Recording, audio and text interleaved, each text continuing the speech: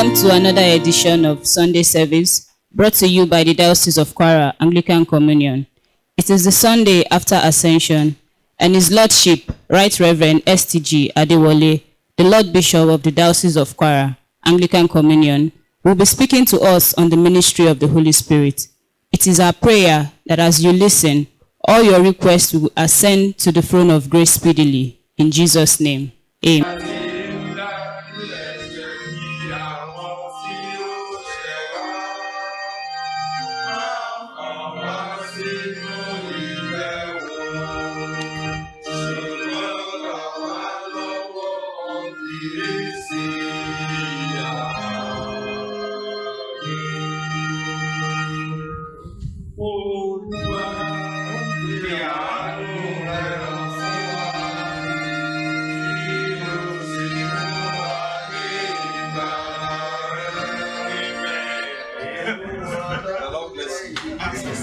Let us pray.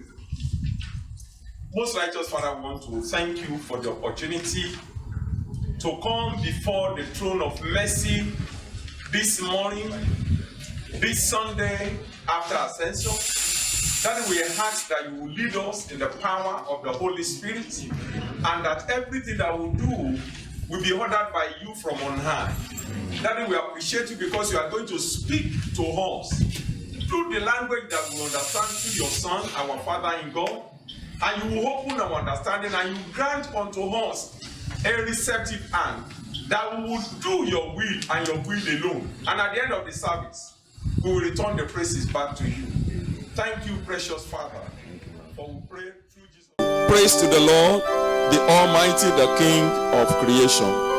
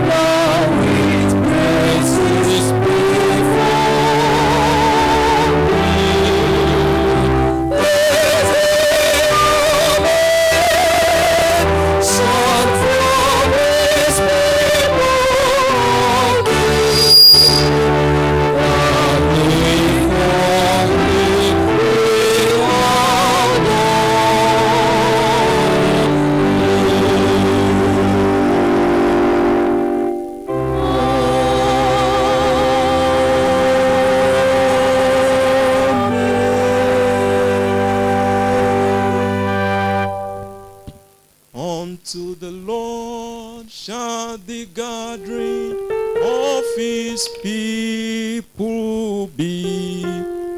We are gathering together unto thee, unto the Lord. We are gathering together unto thee, oh, unto the Lord. We are gathering together unto thee, unto the Lord. Unto the Lord shall the gathering of his people be. We are gathering together unto thee. Beloved, we have come this morning to worship the Lord in this online and radio broadcast service. We have come to give thanks to the Lord. We have come to offer him our worship. Remember, God will not accept us, nor our worship, if our hands, lips, and hearts are stained with sins and iniquity. Psalm 51 verse 17 says that the sacrifices of God are a broken spirit, a broken and a contrite heart. Therefore, let us go before the Lord individually. Talk to God and confess your sins before him. Tell him how sorry you are about those things you've done contrary to his will. God has said something, we have done the other way. Ask him to have mercy. Before we offer our praises, our thanks, our prayers, and our offerings to him, let us make ourselves acceptable before him.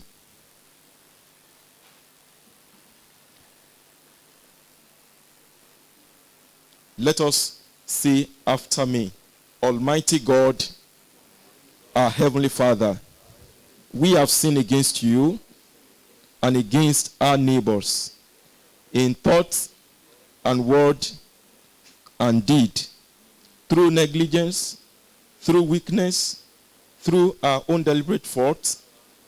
We have not sufficiently worked according to the mind of Christ. We have named the name of Christ, but have not departed from iniquity. We are truly sorry and repent of all our sins.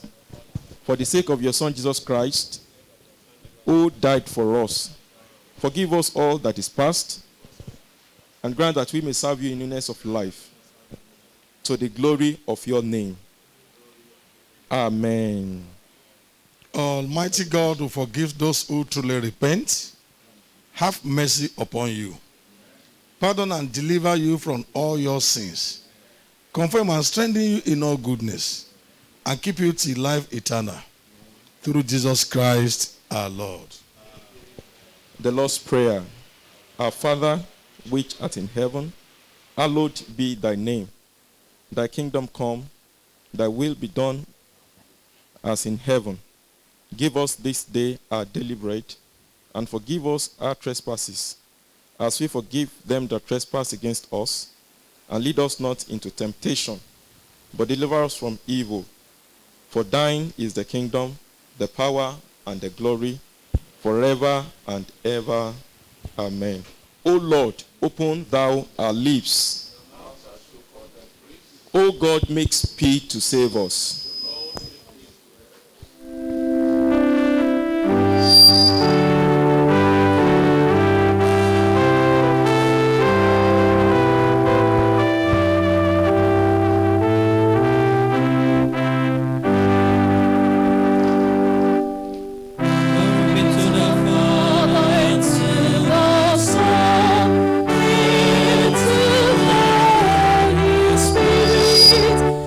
It was in the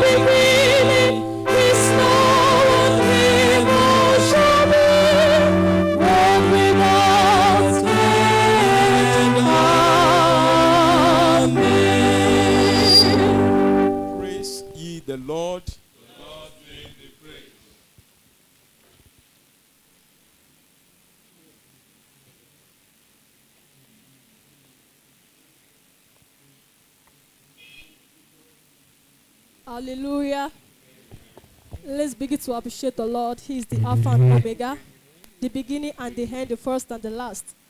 Let's begin to appreciate His holy name. You are Alpha and Omega. We worship you, our Lord. You are worthy to be praised. You are Alpha and Omega. We worship you, our Lord. You are worthy to be praised. I give you all, I'll give you all the glory. We worship you today. We worship you, our Lord. You are worthy to be. We give you majesty. We give you all glory as we worship you, our Lord. You, our Lord. You are worthy to be praised. Now you be God, Almighty God. You know be man, no. You know be man, no. Narekele, narotito, narotito. Omema, nagirigagefe, narekele, narekele, narotito, narotito. Omema, nagirigagefe, akamaga kimba, ebi rumebi, akamaga kimba, ebi rumebi, akamaga kimba, ebi rumebi, akamaga kimba, ebi rumebi. Hallelujah. What a marvelous God, what a marvelous God. He has done marvelous things for me. What a marvelous God, what a powerful God. He has done marvelous things for me. Hallelujah. What a marvelous God, what a marvelous God. He has done marvelous things for me. What a marvelous God, what a marvelous. He used to do marvelous things for me. What a powerful God, over coronavirus. He has done marvelous things for us. What a marvelous God, what a marvelous. He used to do marvelous things for us. Hallelujah. What a marvelous God, what a marvelous God. He has done marvelous things for me. What a marvelous God, what a marvelous. He chose to do marvelous things for us. As we remain standing, we'll take the psalm. Psalm 97 shall be read responsively. Psalm 97. The Lord reigns. let the earth rejoice. Let the many coastlands be glad. Cloud and darkness are round about him. Righteousness and judgment are the habitation of his throne. Fire goes before him and burns up his adversaries round about.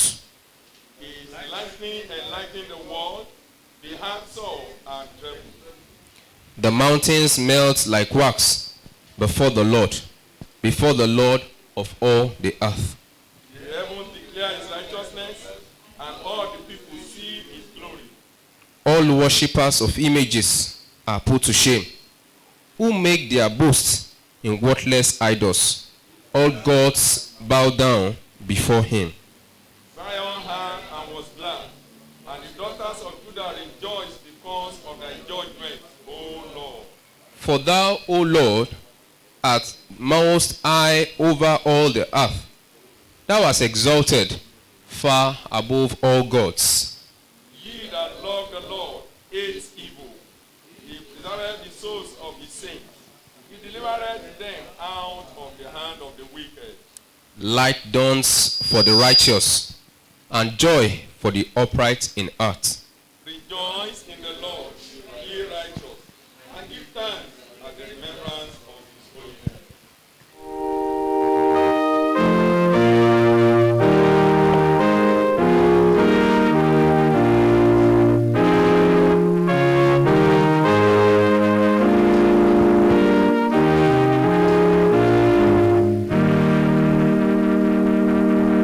Glory be to the Father, and to the Son, and to the Holy Spirit, as it was in the beginning, is now, and ever shall be, world without end.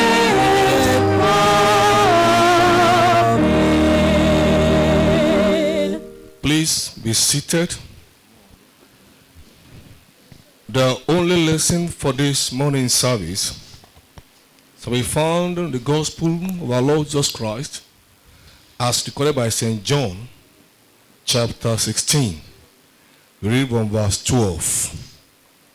John, chapter 16, beginning from verse 12. Jòhánù, orí ìkẹrìndínlógún, a bẹ̀rẹ̀ kíkà láti ẹsẹ̀ ìkejìlá sí ìkẹrìnléníogún. Mo ní ohun púpọ̀ láti sọ fún yín pẹ̀lú, ṣùgbọ́n ẹ kò lè gbà wọ́n nísinsìnyí. Ṣùgbọ́n nígbà tí òun àní ẹ̀mí òtítọ́ ní bá dé, yóò tọ́ yín sí ọ̀nà òtítọ́ gbogbo, nítorí kì yóò sọ ti ara rẹ̀, ṣùgbọ́n ohunkóhun tí ó bá gbọ́ òun ni yóò máa sọ, yóò sì sọ ohun tí ń bọ̀ fún yín. Wọ́n máa yìn mí lógo nítorí tí yóò gbà nínú ti èmi, yóò sì máa sọ fún yín. Ohun gbogbo tí bàbá ní tèmi ni, nítorí èyí ni mo ṣe wípé òun ó gbà nínú tèmi, yóò sì sọ fún yín. Nígbà díẹ̀ ẹ̀yin kì yóò sì rí mi, àti nígbà díẹ̀ ẹ̀wẹ̀ ẹ ó sì rí mi, nítorí tí èmi ń lọ sọ́dọ̀ bàbá. Nítorí náà òmíràn náà ọmọ rẹ̀ bá ara wọn sọ̀rọ̀ pé kí lè èyí tí ó wí fún wa yìí, nígbà díẹ̀ ẹ̀yin kì yóò sì rí mi, àti nígbà díẹ̀ ìwẹ̀ ẹ̀yin ò sì rí mi, àti nítorí tí èmi ń lọ sọ́dọ̀ bàbá. Nítorí náà wípé kí lè èyí tí ó wí yìí, nígbà díẹ̀ àwa kò mọ ohun tí ó wí. Jésù sáà ti mọ̀ pé wọ́n ń fẹ́ láti bi òun léèrè, ó sì wí fún wọn pé ẹ̀yin ń bi ara yín léèrè ní ti èyí tí mo wí pé nígbà díẹ̀ ẹ̀yin kì yóò sì rí mi, àti nígbà díẹ̀ ẹ̀wẹ̀ ẹ̀yin ó sì rí mi. Lóòótọ́ lóòótọ́ ni mo wí fún yín pé ẹ̀yin ò máa sọkún, ẹ ó sì máa pòǹréré ẹkún, ṣùgbọ́n àwọn aráyé yóò máa yọ̀, inú yín yóò sì bàjẹ́, ṣùgbọ́n ìbìnújẹ́ yín ni yóò sì di ayọ̀.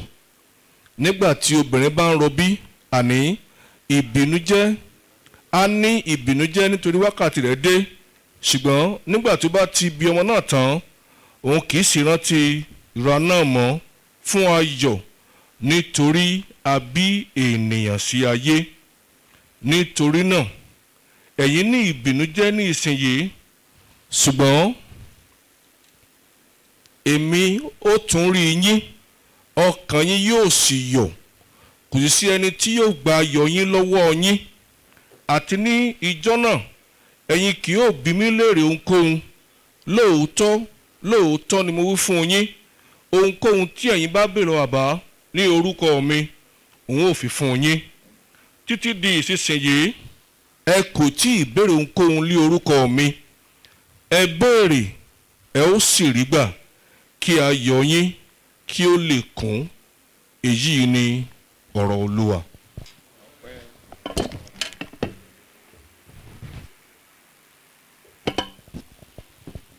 Shall we please rise as we reaffirm our faith in the words of the Apostles' Creed? I believe in God, the Father Almighty. I believe in God, the Father Almighty, maker of heaven and earth, and in Jesus Christ, his only Son, our Lord, who was conceived by the Holy Ghost, born of the Virgin Mary, suffered under Pontius Pilate, was crucified, dead, and buried. He descended into hell. The third day he rose again from the dead. He ascended into heaven, and is seated at the right hand of God the Father Almighty. From thence he shall come to judge the quick and the dead. And believe in the Holy Spirit, the Holy Catholic Church, the communion of saints, the forgiveness of sins, the resurrection of the body, and the life everlasting. Amen. The Lord be with you. Let us pray. Lord, have mercy upon us. Lord, have mercy upon us. The Lord's Prayer. Our Father, who art in heaven, hallowed be your name. Your kingdom come. Your will be done on earth as it is in heaven. Give us this day our daily bread, and forgive us our trespasses, as we forgive those who trespass against us. And lead us not into temptation, but deliver us from evil. Amen. O Lord, show your mercy upon us. O Lord, save our rulers. Mercifully, endue your ministers with righteousness. O Lord, save your people. Give peace in our time, O Lord. O God, make clean our hearts within us. The collect for Sunday after the ascension.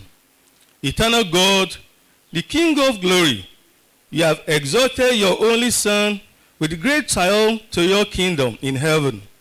Leave us not comfortless, but send your Holy Spirit to strengthen us and exalt us to the place where Christ is gone before, and where with you and the Holy Spirit is worshipped and glorified now and forever. Amen. O God, who is the author of peace and lover of concord, in knowledge of whom stand our eternal life, whose service is perfect freedom, defend us, your humble servants, in all assaults of our enemies, that we, surely trusting your defense, may not fear the power of any adversaries, through the might of Jesus Christ, our Lord. O Lord, our heavenly Father, almighty and everlasting God, who has safely brought us to the beginning of this day, defend us in the same with your mighty power, and grant that this day we fall into no sin, neither run into any kind of danger, but that all our doings may be ordered by your governance, to do always what is righteous in your sight, through Jesus Christ our Lord. Má jẹ́ n wá láláì rí ọ, má jẹ́ n wá láláì rí ọ, Jésù mo wá sọ́dọ̀ rẹ. Má jẹ́ n wá láláì rí ọ, Bàbá, má jẹ́ n wá láláì rí ọ, Olúwa, má jẹ́ n wá láláì rí ọ, Jésù mo wá sọ́dọ̀ rẹ. Má jẹ́ n wá láláì rí ọ. Shall we begin to commit the remaining part of this service to the hands of the Lord, that each of us will encounter God Almighty today. The Bible says, in the presence of the Lord there is fullness of joy. At his right hand there are pleasures forevermore. Let's pray that God will speak to us expressly today in the name of Jesus. Let's commit the church of God into the God's hand as we lift our leaders to the hands of God, praying for our primates, praying for our archbishops, and praying for our bishop, the Right Reverend STG Adewale, and all the ministers of the gospel, that the hand of God will rest over the leadership of the church, that in this difficult period, that we will not be weak and we will not be tired, but the strength of the Lord will be our portion.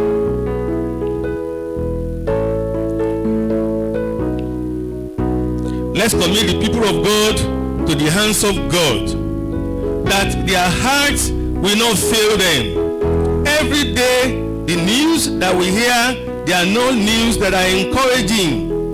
We talk about people who have contracted COVID, those who are dying, and a few who are surviving. Let's pray that nothing that we hear will discourage us or frustrate us. We will not be gathering in churches. Let's pray that the Holy Spirit, who is everywhere, will continue to quicken the people of God, that at such a difficult period we will not fail and we will not falter.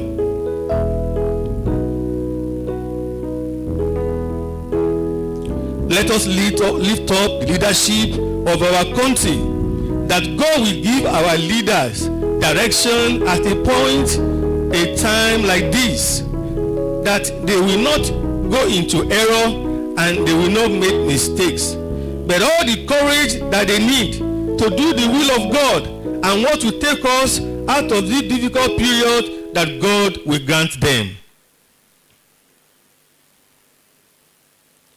Let each of us commit ourselves to the Lord, that the hand of God will rest over us.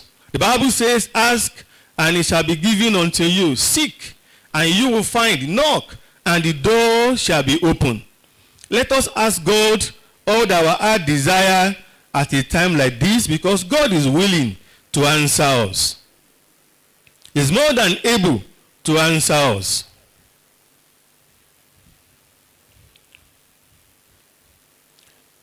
In Jesus' name we have prayed.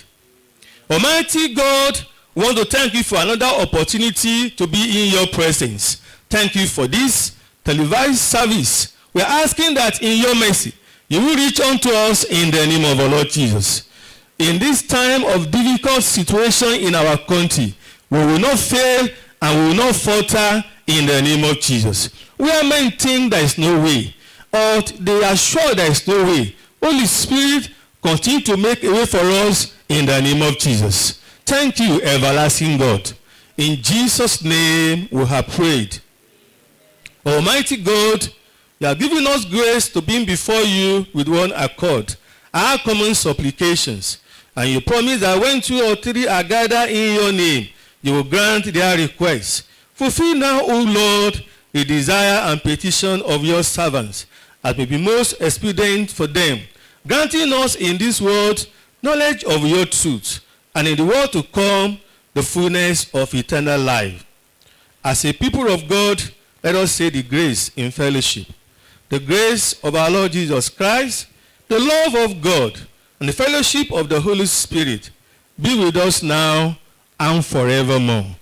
Amen. Praise the Lord. Amen. Praise the Lord. It's time to take our graduate. But I want you to make a covenant with God. The Bible says in Psalm 97 and verse 6 that the heaven declare his righteousness and all the people see his glory. That the heaven will declare his righteousness upon your life and that yes, your glory will show forth. Make a covenant with God. You can back it up with offering in your home, wherever you are listening. Make a covenant with God. There is a covenant offering. When you make it with God, God is going to bless your life in return. And as we do that, the Lord will bless our life in the name of Jesus. The gradual hymn is Church of Nigeria Hymnal 84. Ìwé orin mímọ́ 277. Ìwé orin mímọ́ 277. Church Hymnal 84. Spirit divine, attend our prayers.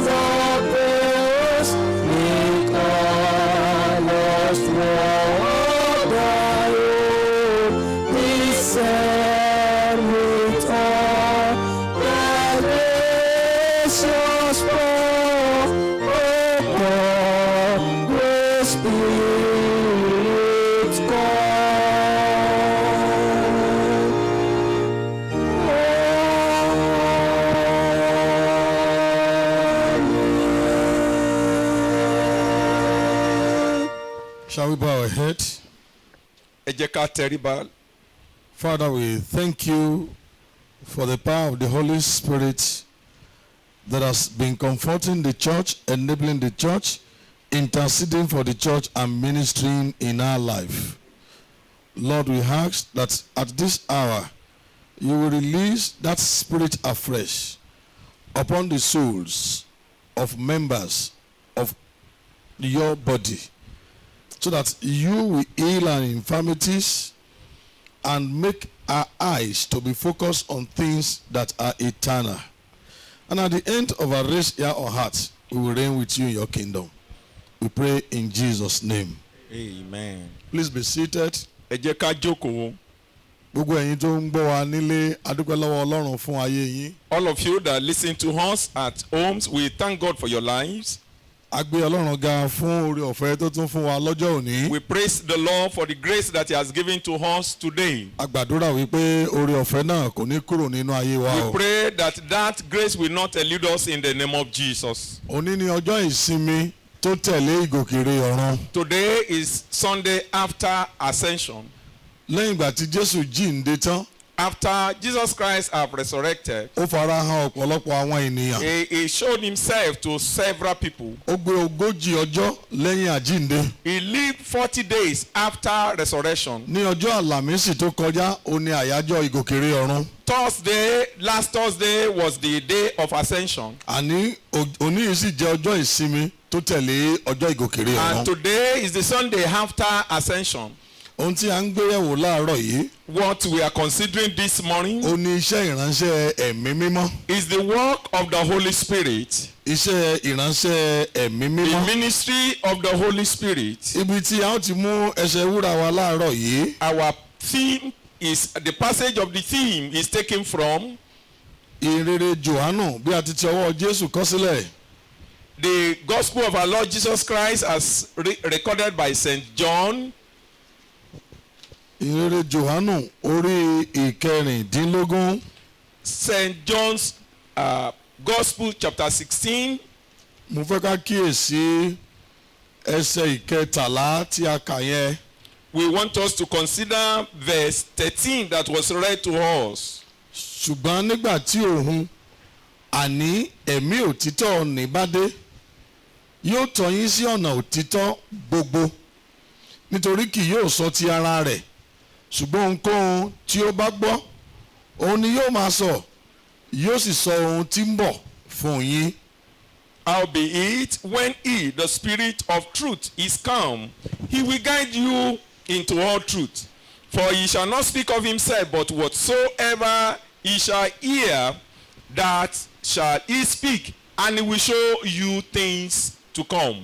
Ogunlọ́gọ̀ àwọn ènìyàn nínú ayé lónìí. Several people in the world today, Ní iṣẹ́ ìránṣẹ́ ẹ̀mí mímọ́ kò yé wọn. is the ministry of the Holy Spirit they do not understand. Mo máa ń sọ fún wa wípé ìrìn àjò ayé yìí ó dá lórí àánú Ọlọ́run Olódùmarè.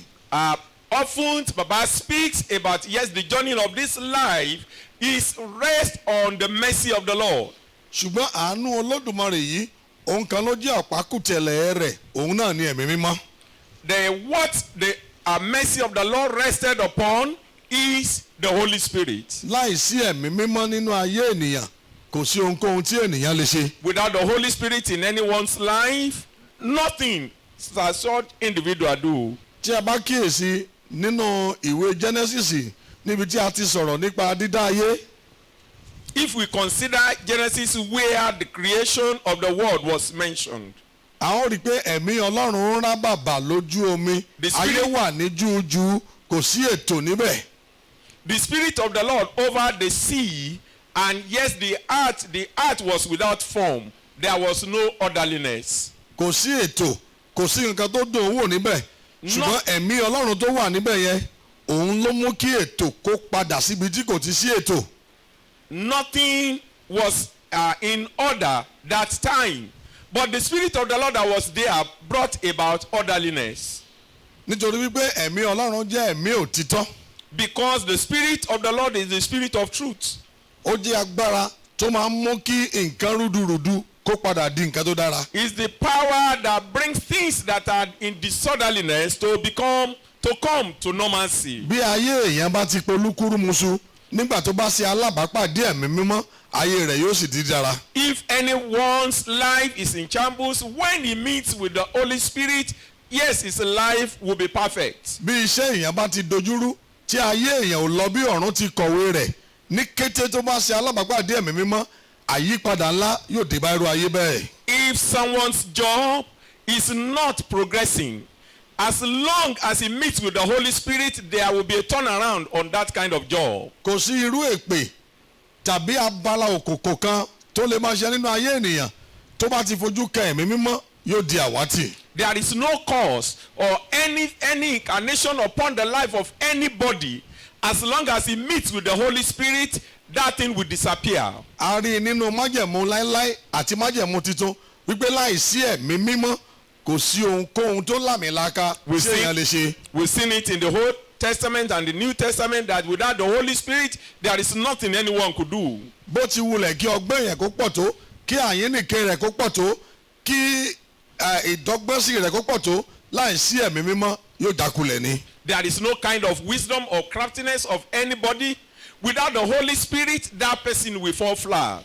a lè rí ẹ̀mí mímọ́ tó ń ṣiṣẹ́ nínú ayé àwọn ènìyàn nínú májẹ̀mú láéláé. We can see Holy Spirit working in the life of people in the Old Testament. ẹnìkan lè sọ pé májẹ̀mú láéláé Jésù ò tí ì dé báwo lẹ̀mí mọ́ ṣe wà mú májẹ̀mú láéláé. Jésù sọ pé kí Abraham bàbá yín kó tó wà ní èmi ti wà. Somebody may be arguing, how can you talk about the Holy Spirit when Jesus Christ has not appeared? And Jesus Christ said, before Abraham, I was. Tabakiyesi Samuel kínní orí kẹrìndínlógún ẹsẹ̀ ìkẹtàlá. Samuel kínní. If we consider 1 Samuel orí chapter 16, kẹrìndínlógún.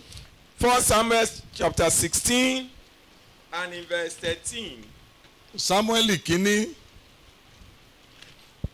1 Samuel orí kẹrìndínlógún. chapter 16 ẹsẹ̀ ìkẹtàlá rẹ̀. and in verse 13. Then Samuel took the horn of oil and anointed him in the midst of his brethren. And the Spirit of the Lord came upon David from that day forward. So Samuel rose and went to Ramah.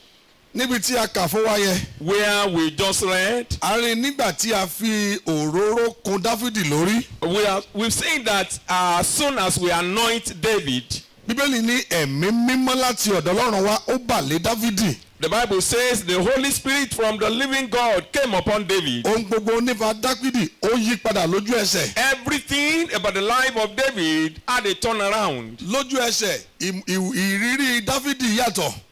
Immediately the countenance and the look of David changed. Èrò ọkàn Dáfídì yàtọ̀. His thoughts changed. Agbára tó ń bẹnu Dáfídì ó yàtọ̀. The power inside of him changed. Nítorí pé ẹ̀mí mímọ́ ti wá sínú rẹ̀. Because the Holy Spirit came upon him. Nítorí àkókò wa. Because of our time. A lè má ka eléyìí pẹ̀lú. We may not read this ṣùgbọ́n mo as fẹ́ well. rán wa létí ìtàn kan. But yes, there is a story I want to remind Nínú us ìwé of. onídàájọ́. In the book of the Ecclesiastes. Onídàájọ́.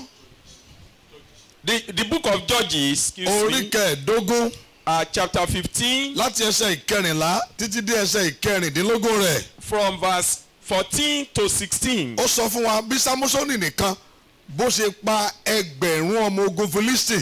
We saw there where Samson alone killed about 1,000 Philistines. Nígbà tí ẹ̀mí Ọlọ́run wá sínú ayé Sámúsónì. When the Spirit of the Lord came upon him. Agbára àkọ́tún látòkè wá ó bọ́ sínú ayé rẹ̀. The power from on high rested upon him. Ohun tí èèyàn ò lè dá ṣe nínú ìgbìmọ̀ àti òye ènìyàn Sámúsónì bẹ̀rẹ̀ sí ní ṣe. What an individual could not do in his own strength, Samson began to do it. Bó ti wù kí ẹnìkan kó lágbára tó báwo ló ṣe lè kojú ẹgbẹ̀rún ènìyàn kó sì ṣẹ́gun wọn. Whatever the kind of power an individual has, how can he face 1,000 people? Ṣùgbọ́n a rí i pé Sámúẹ́lì nípa ìrànlọ́wọ́ agbára ẹ̀mí mímọ́ Sámúsónì ó dojúkọ àwọn ọmọ ogun Fílístì ó sì pa ẹgbẹ̀rún nínú wọn. By the power of the Holy Spirit, Samson faced 1,000 Philistines and he conquered them. Kì í ṣe eléyìí nìkan o. Not that alone. Nígbà tí a ti Jésù Kristi bọ́ omi. When Jesus Christ was baptized ní odò Jọ́dánì. in River Jordan. Bíbélì ní ẹ̀mí mímọ́ sọ̀kalẹ̀ bí àdàbà sórí rẹ̀. The Bible says, and the Holy Spirit came upon him like a dove. A sì gbọ́ nǹkan tó sọ pé èyí ni àyànfẹ́ ọmọ mi. And the voice came from heaven that this is my beloved son. Ẹ̀mí mímọ́ sọ̀kalẹ̀ sínú ayé Jésù Kristi ní ìbẹ̀rẹ̀ iṣẹ́ ìránṣẹ́ rẹ̀. The Holy Spirit came upon the life of the Lord Jesus Christ at the beginning of his ministry. A sọ fún wa bí Olúwa ti fi agbára wọ Jésù Kristi. The Bible tells us, and yes, we are informed about how God empowered the Lord Jesus Christ. Pẹ̀lú ẹ̀mí mímọ́ àti agbára. With the power of the Holy Spirit and power. Ó káàkiri ó ń ṣe dídára àwọn aláìsàn. He was going about doing good Ó and ń jí àwọn òkú dìde. raising dead. Ó mú arọ lára dá. Cripple are walking. Ó ń la ojú àwọn afọ́jú. People that are blind see. Bíbélì ní ó ṣe eléyìí nítorí pé Ọlọ́run wà pẹ̀lú rẹ̀. The Bible says he did this because God was with him. Jésù Kristi nígbà ayé rẹ̀. Jesus Christ during his lifetime. Nígbà tó múra fún ìgòkèrè ọ̀run. When he was preparing for ascension. Ó sọ fún àwọn ọmọ ẹ̀yìn rẹ̀. He told the apostles. Ní Jòhánù níbi tí a kà yìí. In the gospel that we read. Ẹ jẹ́ ká kà á. In John chapter 16. Ẹsẹ̀ ìkẹẹ̀dógún yẹn. And in verse 15. All things that the Father had are mine. Therefore say I, that he shall take of me and shall shew it unto you.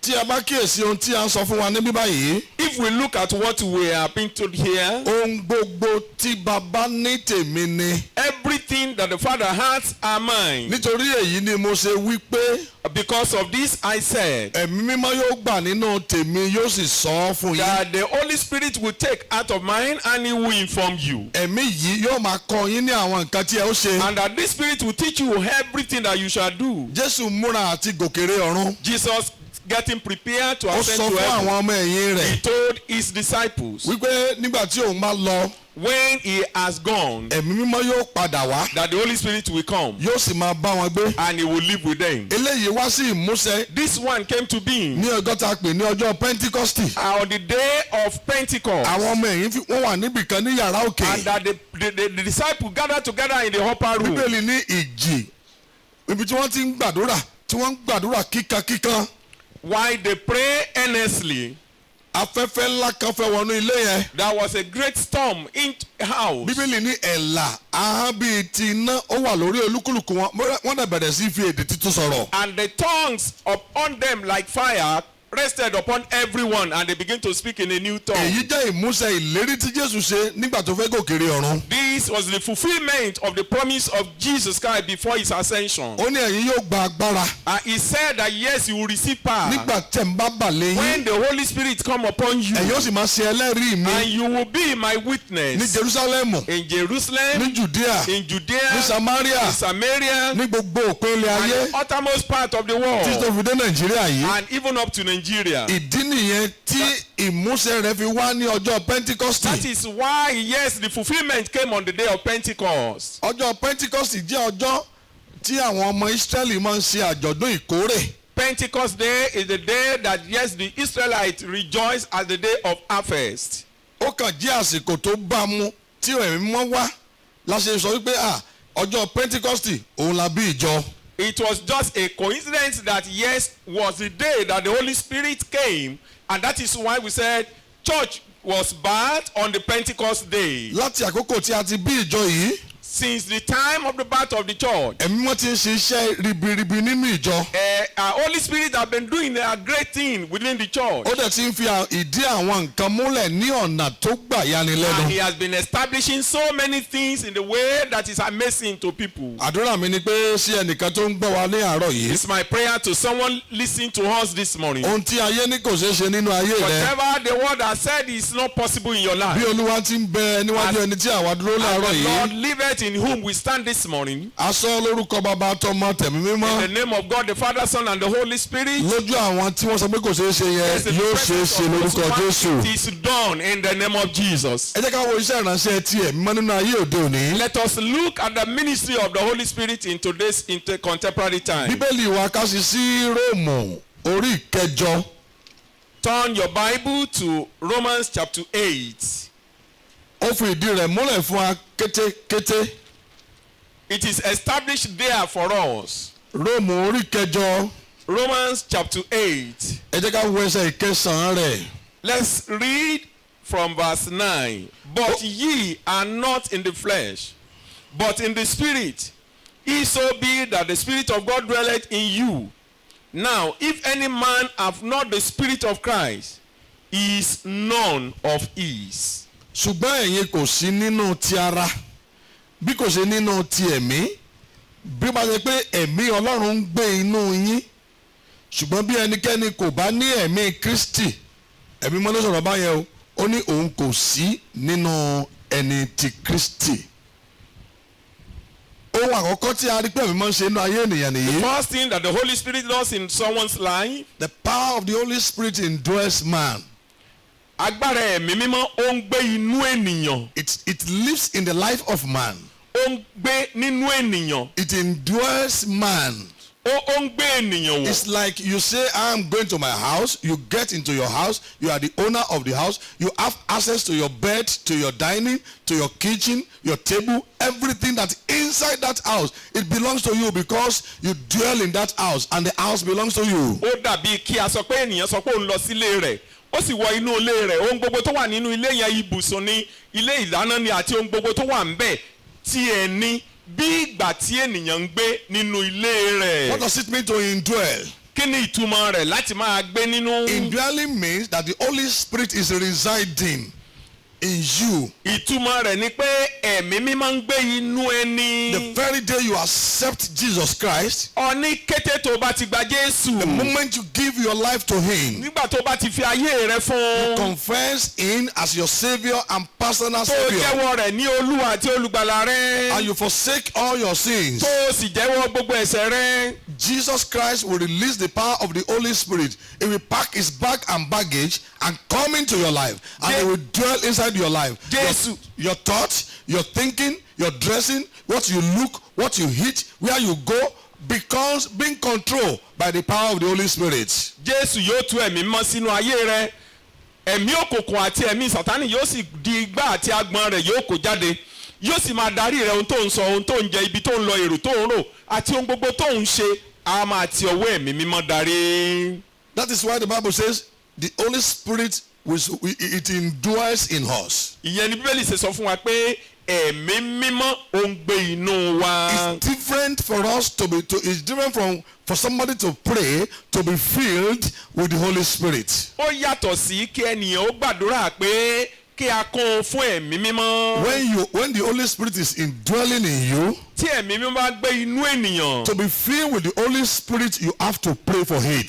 Láti kún fún ẹ̀mí mímọ́, a ní láti gbàdúrà fún. The moment you give your life to Christ, the Holy Spirit indwells you. Ní kété tó bá ti fi ayé rẹ fún Jésù, ẹ̀mí mímọ́ gbénú rẹ. And for on constant, on daily basis, for this Spirit to fill you, you have to pray for it. Ní gbogbo ìgbà àti lójoojúmọ́ fún ẹ̀mí mímọ́ láti kúnnú rẹ, ó láti máa gbàdúrà fún. And that was what happened on the day of Pentecost. Èyí ló ṣẹlẹ̀ ní ọjọ́ Pentikọ́sì. In Acts of Apostles chapter 2, the first 4 verses, Ní Iṣẹ́ àwọn Àpọ́stélì orí kejì ẹsẹ̀ mẹ́rin tó síwájú. we were told that when they were in this upper room, in one accord, they were praying earnestly, and the Holy Spirit filled them. A kọ níbẹ̀ pé wọ́n wà ní ìṣọ̀kan ní yàrá òkè, wọ́n sì ń fi ìtara gbàdúrà, ẹ̀mí mímọ́ ó sì kún inú wọn. That is why your prayer life is important.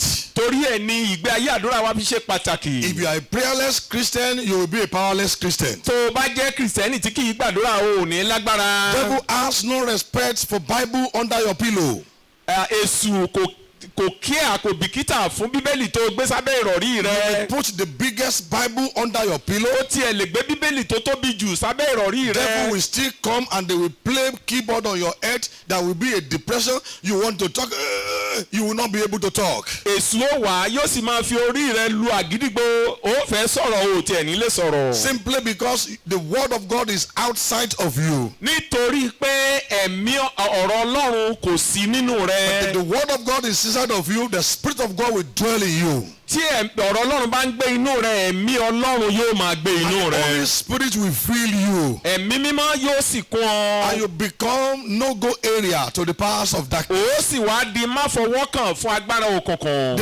They will make attempt to come, Wọ́n gbìyànjú láti wá. but they will meet a brick wall. Ṣùgbọ́n wọ́n bá ìjákulẹ̀ Because when pàdé. the enemy become flawed to take you away, Nítorí tí àwọn ọ̀tá bá dìde bí ìgbì omi òkun láti mú ọ lọ. the Lord is going to raise a standard against them. Olúwa yóò sì gbé ọ̀págun dìde sí You will wọn. begin to witness the powers of God in a new dimension. Ó sì wá máa rí ìfarahàn agbára Ọlọ́run ní ọ̀nà tuntun. So the ministry of the Holy Spirit is that He indwells in us. Iṣẹ́ ìránṣẹ́ tí ẹ̀mí mọ́ ni pé ó ń gbé inú wa. Number 2, Èkejì. the Holy Spirit, apart from dwelling in us, is a remover of condemnation and the giver of life. Èkejì ni pé ẹ̀mí mọ́ yàtọ̀ sí pé ó ń gbé inú wa, òun ni ó máa mú gbogbo àléébù àti àbùkù inú ayé ènìyàn kúrò. Romans chapter 8, Ìwé Róòmù orí kẹjọ in verse 1, ní ẹsẹ̀ ìkíní. there is therefore now no condemnation Ǹjẹ́ ẹ̀bi kò sí nísinsìnyí to them which are in Christ fún àwọn tí Jesus, ó wà nínú Kristi Jésù? who walk not after the flesh. Àwọn tí kò rìn nípa ti ara. But how do they walk?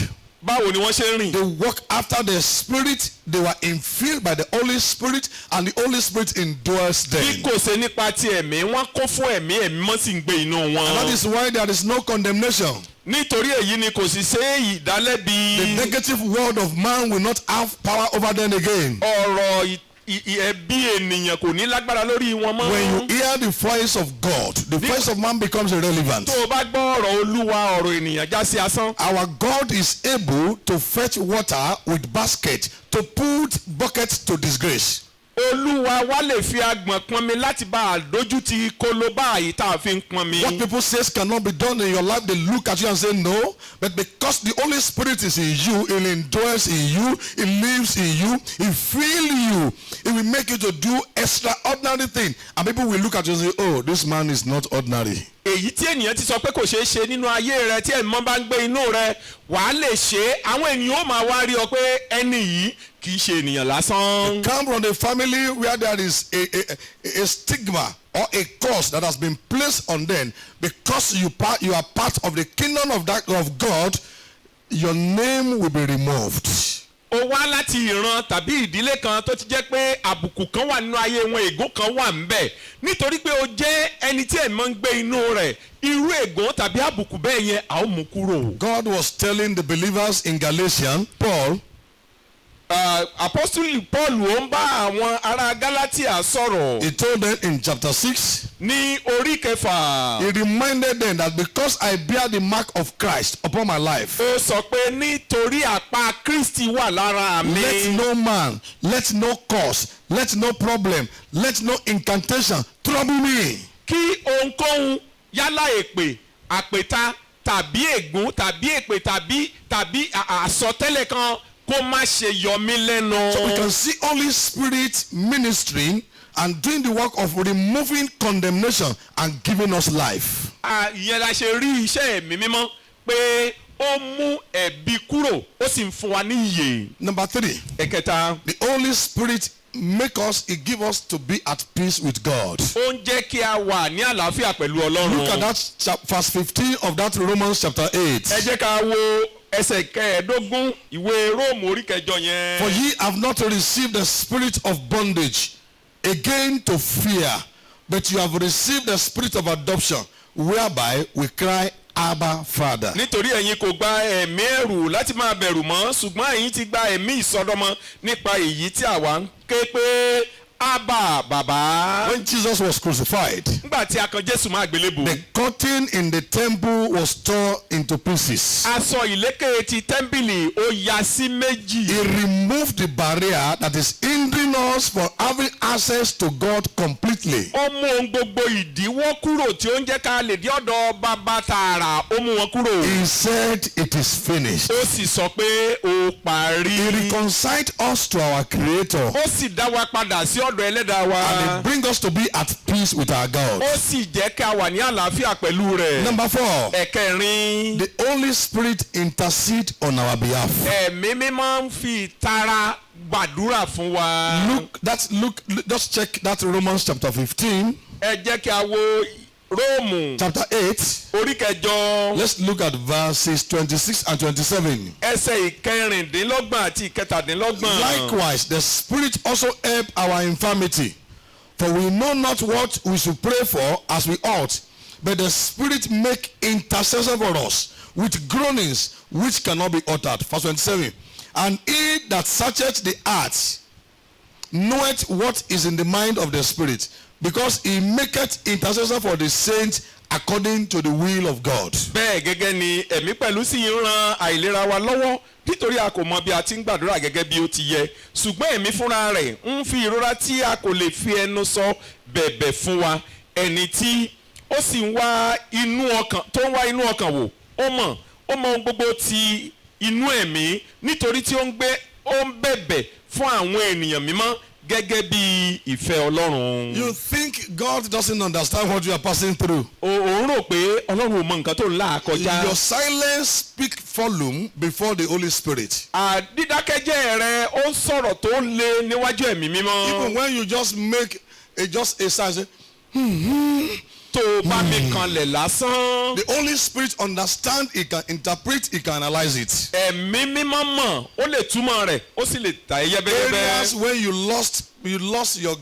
lost yourself, you cannot even pray again. The Holy Spirit is there interceding for you. níbi tó ti sọ̀rọ̀ rẹ̀ nù tó tiẹ̀ lè gbàdúrà mọ́ ẹ̀mí mọ́ wà ń bẹ̀ ó sì ń bẹ̀bẹ̀ fún Number ọ. 5. Ẹ̀karùn-ún. Holy Spirit gives us the hope of resurrection. Ẹ̀mí mímọ́ ń fi ìrètí àjíǹde fún wa. Let's go back to that Romans chapter 8. Ẹ jẹ́ ká padà sí Róòmù orí kẹjọ yẹn. Are you there? Ṣáà ti wà ń Look at bẹ́ẹ̀. verse 11. Ẹ jẹ́ ká wo ẹsẹ̀ ìkọkànlá. But if the spirit of him that raised up Jesus from the dead dwell in you, he that raised up Christ from the dead shall also quicken your mortal bodies by the spirit that dwelleth in you. Ṣùgbọ́n bí ẹ̀mí ẹni tí ó jí Jésù dìde kúrò nínú òkú bá ń gbé inú yín, ẹni tí ó jí Kristi Jésù dìde kúrò nínú òkú yóò fi ẹ̀mí rẹ̀ tí ń gbé inú yín sọ ara kíkú yín di ààyè pẹ̀lú. Our hope is not limited to this world alone.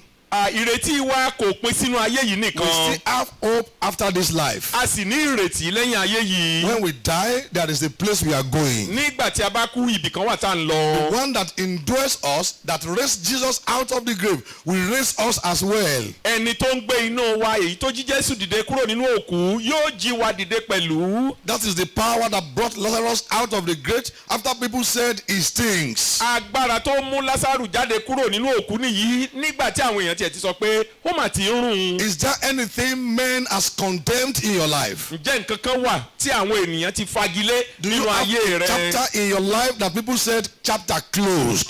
Ǹjẹ́ o ní ibì kan tó jẹ́ àkòrí kan nínú ayé rẹ tí àwọn èèyàn ti sọ pé ẹ pàdé? Is there a particular paragraph of your life and they said no hope again? Àbí ẹ̀ka kan wà nínú ayé rẹ tí wọ́n ti sọ pé kò mà sí ìrètí mọ́? The power that brought Jesus out of the grave, Agbára tó mú Jésù jáde nínú. the same power that brought Lazarus out of the grave, Èyí tó mú Lásárù jáde nínú. that same power is available here this morning Agbára yẹn ó wà níbí láàárọ̀ through the yìí. ministry of the Holy Spirit. Nípa iṣẹ́ ìránṣẹ́ ti ẹ̀mí The Lord mímọ́. can still bring them back to life. Ọlọ́run sì lè mú wọn jáde. That's your business that is crumbling. Iṣẹ́ rẹ tí ò lọ déédé That's your yẹn. marriage that is crumbling. Ìgbéyàwó rẹ tó ń polúkúmuṣu. Your destiny that has been tampered with. Ọjọ́ ọ̀la rẹ tá a ti fọwọ́ kàn. Oh, your children have become vagabond. Àwọn ọmọ rẹ wọ́n tiẹ̀ ti wá yàyàkuyà. And people said, oh, Bima, you don't have anybody.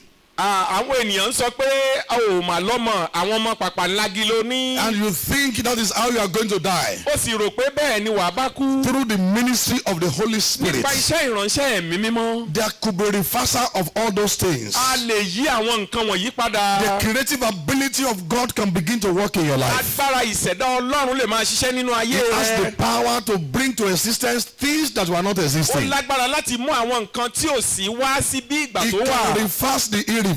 Ó lè yí nǹkan tí a ti sọ pé kò ṣeé ṣe padà But Jesus is not ṣe. a taskmaster. Jésù kì í ṣe agbowó pa. He will not force you to do Kò anything. ní mú ọ ní pọnpọn kó There is ṣe a will nǹkan. of God and there is a permissive will of God. Ìfẹ́ Ọlọ́run wà, ìfẹ́ tá a gbà láàyè náà sì wà. Jesus Christ will want you to dwell in the will of God.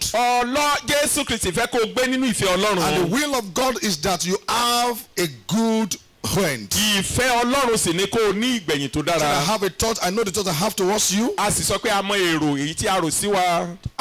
The thought I have towards your business, Èyí tá a rò sí iṣẹ́ ìránṣẹ́ rẹ. your marriage, Ìgbéyàwó rẹ. your health, Gbogbo ìlera your rẹ. business, Gbogbo okòwò rẹ. your children, Àwọn ọmọ rẹ. your future. Àwọn ọjọ́ ọ̀la rẹ. It is to give you an expected end. Ó ní láti fún ọ ní ìgbà ìkẹyìn àti But you have to ìrètí. do something. O ní láti ṣe nǹkan kan. You have to come to him. O ní láti wá sọ́dọ̀ rẹ̀. You have to confess him. O ní láti jẹ́wọ́ rẹ̀. You have to enlist in his life. A ní láti kọ orúkọ rẹ sínú rẹ̀. And I'm calling you this morning A sì ń pè ọ́ láàárọ̀ yìí. as we celebrate the first Sunday after ascension, Bá a ṣe ń ṣe àjọyọ̀ Sunday àkọ́kọ́ lẹ́yìn ìgòkèrè the ọ̀run. power that raised Jesus can still raise you. Agbára tó jí Jésù dìde sì lè jí ọ Things that dìde. are bringing you down, they can lose their potency over your life. Èyí tí ó mú ọ wálẹ̀ ó sì lè tún ó lè gbọ́ agbára rẹ̀ nù nínú ayé rẹ. Everything that is bringing your business down can be incapacitated. Èyí tó mú okòwò rẹ lọlẹ̀ a lè sọ́dà láì lágbára. Remember something.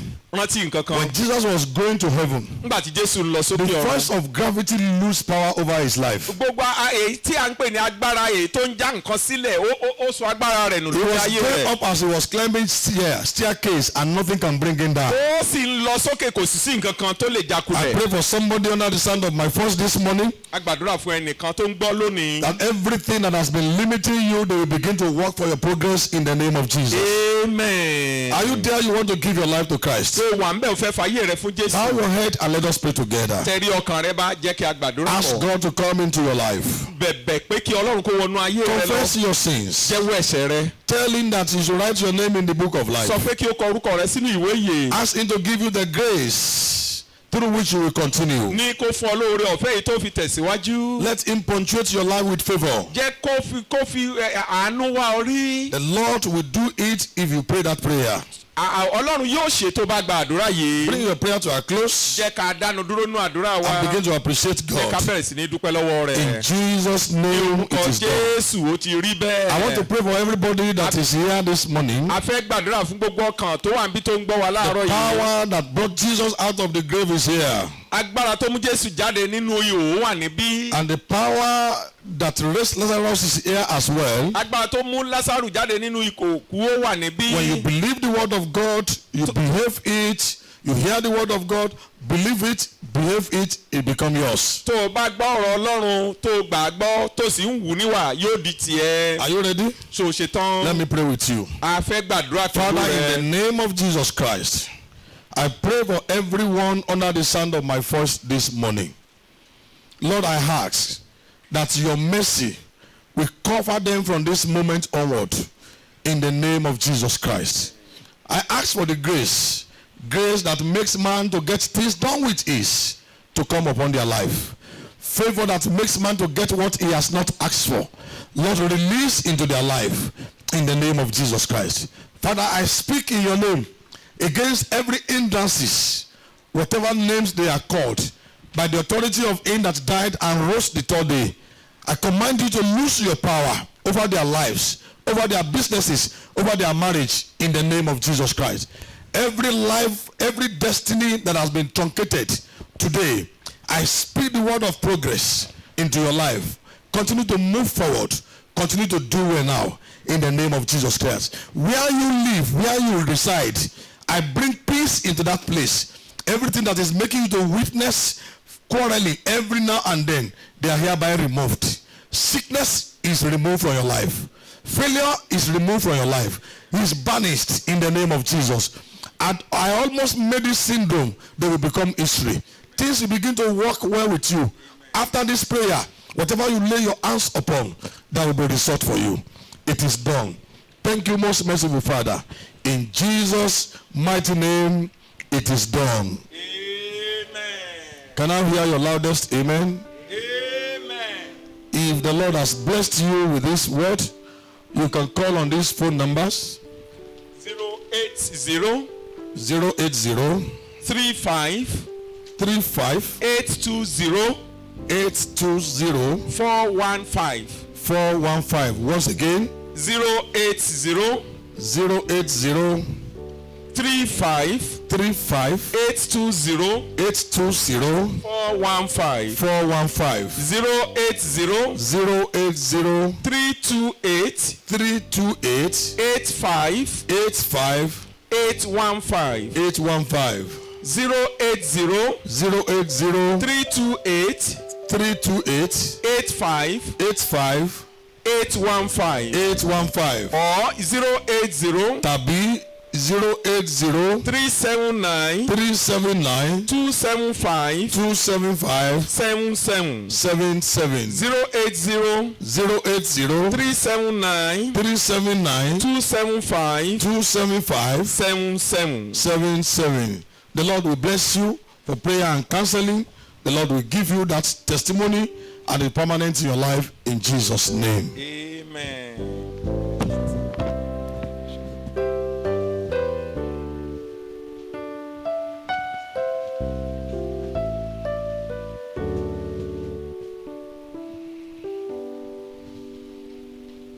Faith in Christ. Changes everything. Faith in Christ. Changes everything.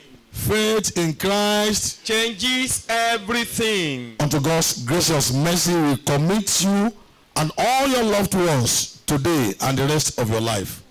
May the Lord bless you. May the Lord keep you. May the Lord provide for you. May the Lord guard you.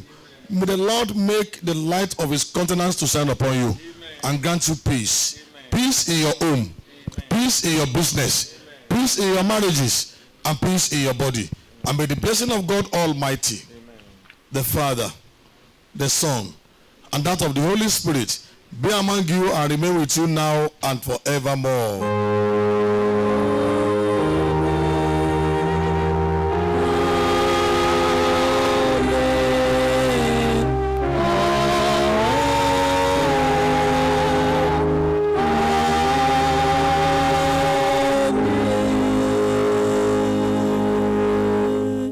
We thank the Lord for as many of us as worship with us via radio or YouTube or Facebook.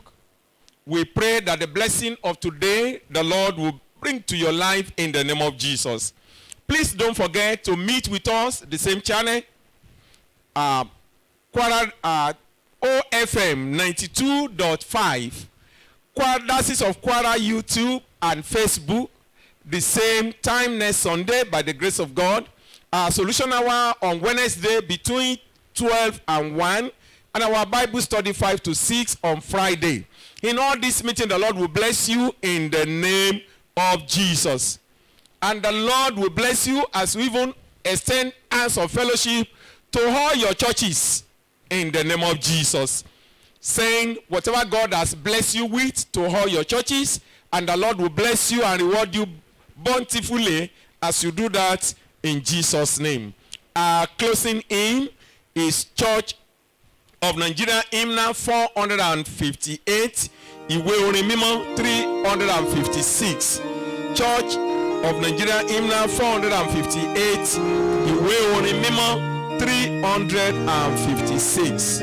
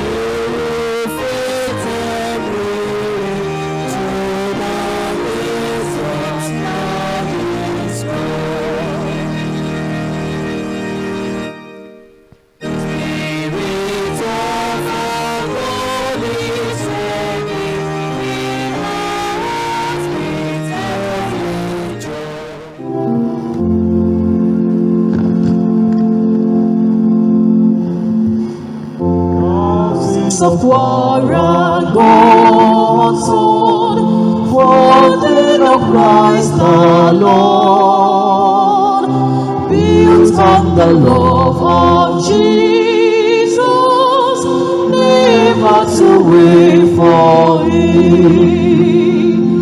In harmonious communion, strengthened by grace alone, on the way be joyous, by faith in the Lord. Thousands of parables, fountain of Christ the Lord, built on the love of Jesus, never to wait for Him. Blessings flow to those who while lilies are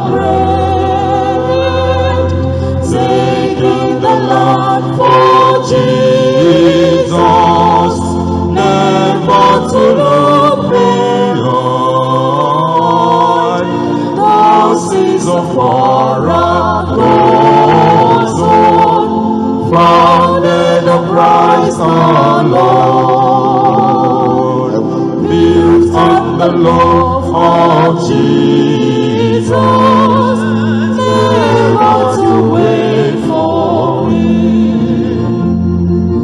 Oh, is to fulfill the Lord's will across the land and sea, set for eternal glory, marching in victory. Thousands of Paradon,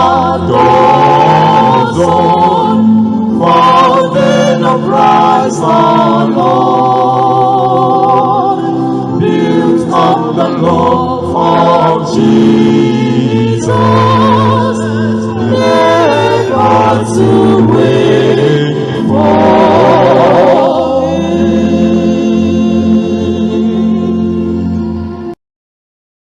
Faith in Christ changes everything.